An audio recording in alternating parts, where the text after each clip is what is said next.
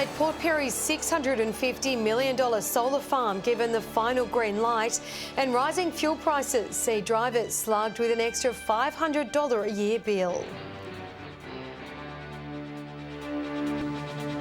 With the latest from around the region, your nightly news with Louise Hedger begins now. Good evening. A $650 million solar plant has gained government approval to be built on the outskirts of Port Pirie. The site is expected to generate 275 full-time jobs, with council saying it's set to change the town's employment landscape. Bungama Solar Farm is upping the ante in regional renewables. The more than $500 million project finally gaining the green light from the South Australian government. The local council says it's long been in the pipeline. We started our first round of meetings as the new mayor back in November and have been very, very excited to have this transpire. The project is set to create 275 new jobs, with 410 indirect roles within the town surrounds. The mayor saying growth in the renewables sector will stimulate the local economy and help with the area's growing unemployment issue. The short-term benefit that we get for our employed people around the place, up to 2 to 3 years while they're building, is just astronomical. The Energy Minister saying the project will further secure the nation's energy security. The plant is estimated to produce enough energy to power 86,000 homes. We've gone from having half a dozen or 8 big gas and coal generators to now having hundreds of thousands of electricity generators. It means that we'll be known as a green space throughout the area, and probably a few more will come online. EPS Energy says it hopes to see construction start later this year. Dominic Beaton, 7 Spencer Gulf News. A 30-year-old man is recovering in the Royal Adelaide Hospital after allegedly being stabbed at Port Pirie on Sunday evening. Police say the man was walking down Destino Street when he was approached by 2 men described as being of Indigenous appearance who demanded money. It's alleged the man was then stabbed in the chest before the suspects fled the scene. The alleged victim took himself to the local hospital before being flown to Adelaide in a serious but stable condition. Anyone with information is urged to contact Crime Stoppers. A Tampa Bay man has lost his licence for a year after allegedly being caught drink driving 4 times over the legal limit. Patrols pulled over the Holden sedan early on Sunday morning on Robert Street. Police alleging the 39-year-old returned a positive reading of 0.204. The man's car was impounded and he's expected to appear in court at a later date. The RAA says rising fuel prices has increased the annual bill of owning a new car by more than $500 a year. It's calling for the introduction of real-time fuel pricing to ease the financial strain on motorists. For many, filling up for less is a constant challenge. Prices are just sort of really astronomical at the moment. I know they fluctuate a lot. And it's having an effect on our weekly car bills. We've found that the average cost of running a car has gone up about $10 a week, or $530 a year. A survey by the RAA determines the running costs of new cars based on expenses such as maintenance, registration and price depreciation. It found paying top dollar at the Bowser had sent these weekly amounts through the roof, with motorists paying nearly $230 on average. It's a bit high, but we've got to go from A to B. The high prices hitting the hip pocket of people doing it tough. It would stress a lot of families, especially those with mortgages. You know, can't afford to travel, can't afford to go on a holiday. Even for some pensioners, it has a lot of impact. The RAA is calling on the state government to honour its election commitment of real-time fuel pricing, which it says will save the state's motorists over $30 million. People can use apps to try and manage at least that part of the vehicle running cost. Though I'd say there certainly are other ways of advertising for cheaper fuel. If they can go down, yeah, it'll keep a lot of people happy. Garth Burley, 7 Spencer Gulf News. A Port Lincoln takeaway shop is getting behind the South Australian government's plan to ban single-use plastic. The business is aiming to transition into using more recyclable materials.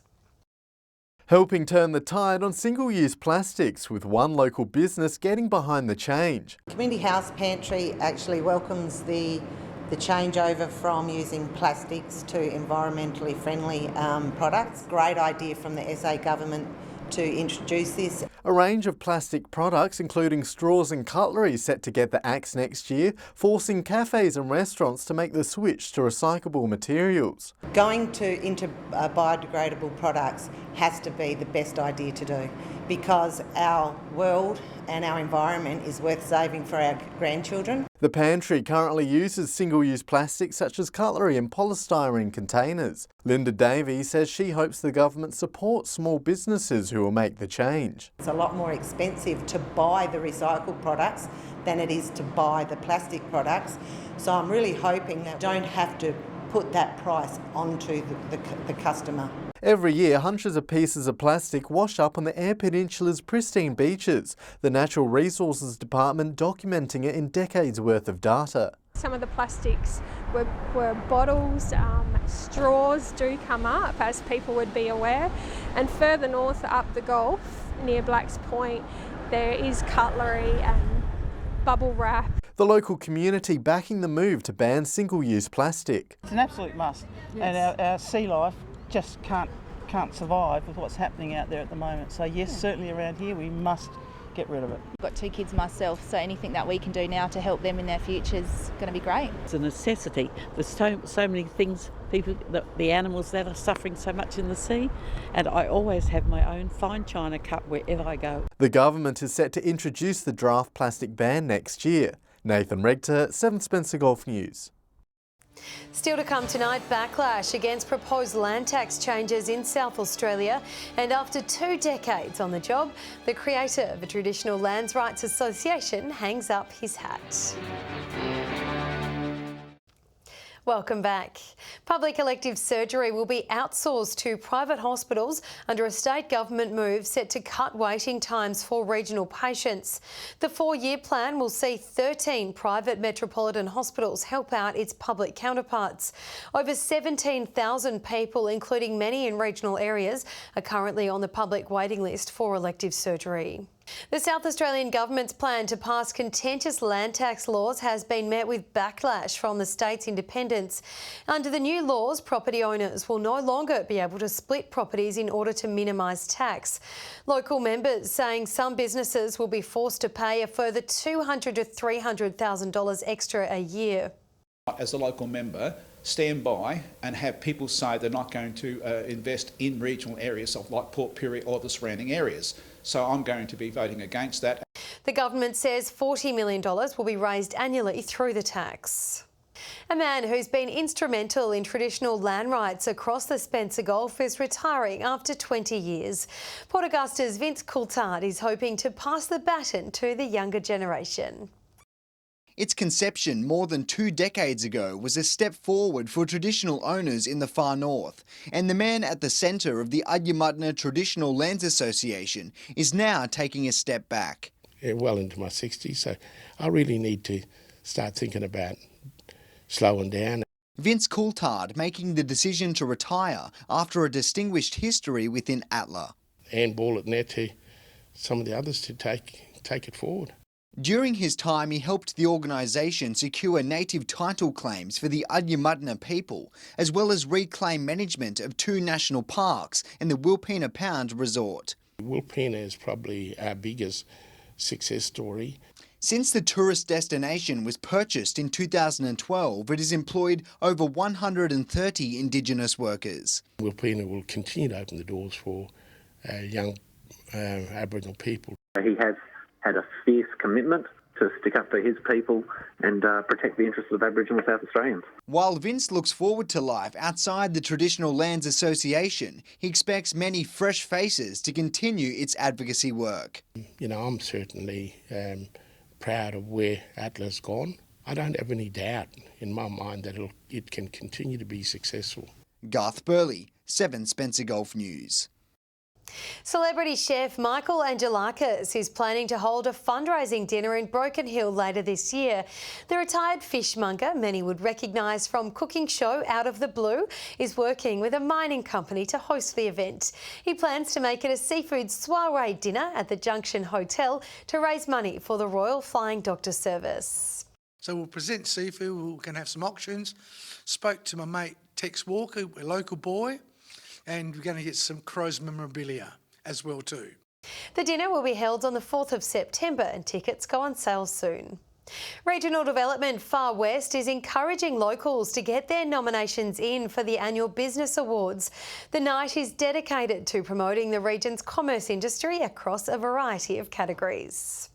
It's the Far West's Night of Nights. It's our 6th year for the Business Awards, which we're pretty excited about holding this event once again on the 16th of November. The Far West Excellence in Business Awards acknowledges outstanding local businesses and people who go above and beyond, providing exceptional customer experiences. 16 awards were handed out at last year's event, Regional Development saying it's about recognising great businesses and helping them promote themselves. The recognition for themselves as a business and again for their own employees is something that they really take responsibility for, and it gives them their pride that every day that they turn up for their own business. A business must nominate itself for a category. They include tourism, hospitality and even marketing. The judging is conducted by a panel with no ties to the region. The person that's reading the nomination is a complete stranger. They're not aware of their business, so they really need to put forward as much information as possible. Lisa says RDA Far West is there to help any business looking to nominate. It isn't a difficult process.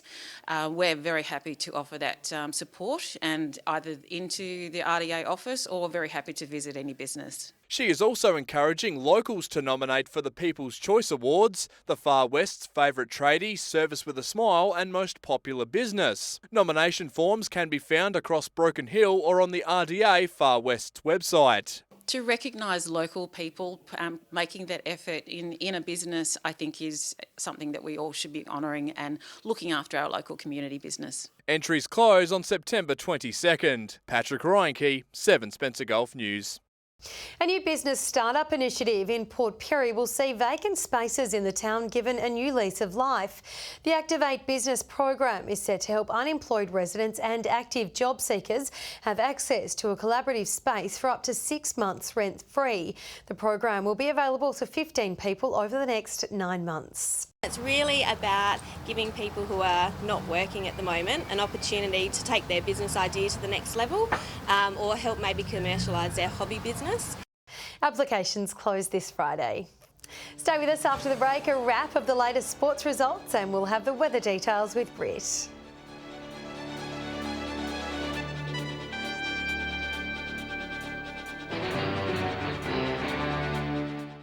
Hello again. The next Broken Hill cricket season is still a long way away, but the league chairman says there's a problem which needs addressing.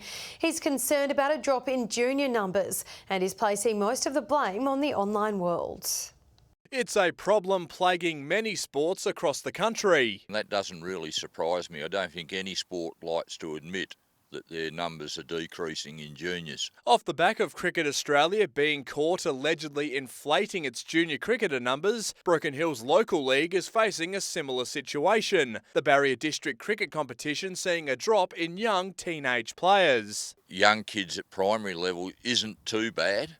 Probably improved a little bit here last year, but after that is where we encounter problems. Mr Johnston says there are a number of factors, one being the modern age children live in. For many, it's easier to play cricket on a gaming console than the real thing. I can see other things as well. The lack of parental participation now and actually following their kids, pushing their kids towards sport. I can see that happening. The league will address the problem at its AGM but concedes it won't be an easy fix. Mr Johnston says increasing cricket's presence in local schools is one idea, applauding AFL Broken Hill's appointment of a junior development officer. Auskick numbers in AFL football have been the best they've ever been as a result of that. The biggest issue is keeping those kids in the system and keeping them wanting to play sport. Hoping to get more kids out of the pavilion and into the crease. Patrick Reinke, 7 Spencer Gulf News. Turning to more sports news now, and it was a big weekend for netball with the Port Lincoln teams battling it out in some wild weather, creating difficult conditions for the goalies. Nathan Rector has the weekend wrap. Despite the windy weather, there were some great games by the teams over the weekend, with Boston's and Souths going head-to-head. Both teams taking every opportunity to get goals, with players adjusting to the difficult weather early on. South's defenders working together to stop the accurate shooting from Boston's goalies Amber Tully and Rosie Hobgum. The first break saw Souths lead by 4, 14-10. Some great defence and shooting from South saw the team extend their lead by 18 goals in the second quarter. South sitting comfortably on 33 at half-time, Boston's on 15. Boston's making changes in all positions, but little could be done to make up South's strong lead. The team running away with the game, finishing with 60 to Boston's 26. In the other game, Imperials faced St Mary's. Both teams were missing players, which made for an interesting game as the teammates settled into their new roles. Both teams quickly finding their new positions, St Mary's taking the lead by the first quarter. A reshuffle of players for the Imperials worked in their favour, taking the lead by 5 goals at half-time. Imperials winning the game 39-22. The last game saw Waybacks win against Wanilla. Across the region now, and it was round 11 for Whyala's A-Grades men's basketball team, with Bevan taking home the win against the Titans. Bevan proving too strong, taking the lead early on and running with it, the team winning 82 to the Titans 40. In the other game, the Roos saw victory against the Demons by 3 goals. Import Pirie and netball was on over the weekend, with Blue Wren defeating Central Risdon. The blue and yellow team sitting comfortably on top of the ladder with 18. In the other game, Port saw victory against Celtics in a close fiery match, 3 goals separating the winner. Well, that's it for sport from across the region this week. If you would like your sporting results featured here on 7 Spencer Golf News, drop us a message at localsport@sca.com.au. And now for a look at the weather, here's Britt. Thanks, Louise, and good evening. We've had a mostly fine day about the region with showers over Port Lincoln. Port Augusta and Whyalla both reached 19 today. 17 was the lucky number at Port Lincoln, Broken Hill and Port Pirie, with 15 the top in Adelaide. Let's take a look now at the clouds where a cold front crossed our region this afternoon. Tomorrow a high will move over the north of South Australia. Continuing with tomorrow to the Gulf waters, now west to northwesterly winds at up to 15 knots, with seas sitting around 1.5 metres. And we can expect cloudy conditions across the Spencer Gulf with patchy morning fog about some parts and a slight to medium chance of showers over the mid-north and the lower Eyre Peninsula. Port Augusta and Whyalla both expecting tops of 19 degrees, Woodna and Broken Hill 18, Port Lincoln, Coffin Bay, Corn, Port Pirie and Cleve 17, Kadina and Adelaide 16, Clare 13. Moving ahead through the week now, Port Lincoln looking fine on Thursday with showers expected on Friday, much the same at Cleve, Woodna with partly cloudy conditions Thursday through till Saturday. Whyalla and Port Augusta both remaining fine, Kadina looking mostly fine with showers forecast for Friday. Port Pirie partly cloudy Thursday, Friday and Saturday, Clare fine on Thursday with showers expected on Friday, and finally Broken Hill remaining fine through the rest of the week. And with that, Louise, it's back to you. Lovely, thank you for that, Britt. And that's your local news this Tuesday evening. Thanks for joining us. We'll have updates later, but until then, enjoy your evening. Good night.